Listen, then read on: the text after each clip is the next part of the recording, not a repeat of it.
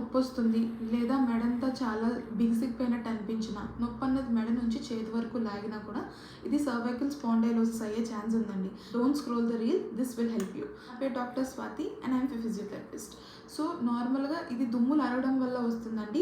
ఈ దుమ్ములు అరిగి నరం మీద ఒత్తిడి పడడం వల్ల మనకి సిమ్టమ్స్ అనేవి ఉంటాయండి. సో నార్మల్గా ఎక్కువ చేసే మిస్టేక్స్ ఏంటంటే ముందుకు పెట్టి ఫోన్ చూడడం, అంటే తల మొత్తం కిందకి దించి ఫోన్ చూడడం వల్ల వస్తుంది. 2-3 పిల్లోలు పెట్టి పడుకుంటారండి, అవి అసలు యూజ్ చేయకూడదు. సింగిల్ పిల్లో, అది కూడా కొంచెం హైట్ తక్కువ ఉన్న పిల్లో యూజ్ చేయాలి.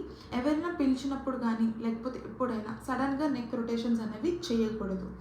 ఈ ఎక్సర్సైజెస్ చేసే ముందు ఖచ్చితంగా మనం సరిగ్గా కూర్చొని కానీ నించొని కానీ నెక్ పోస్చర్ అనేది కరెక్ట్గా ఉండేటట్టు చూసుకోండి. ఫస్ట్ వన్ వచ్చేసి చిన్ టక్.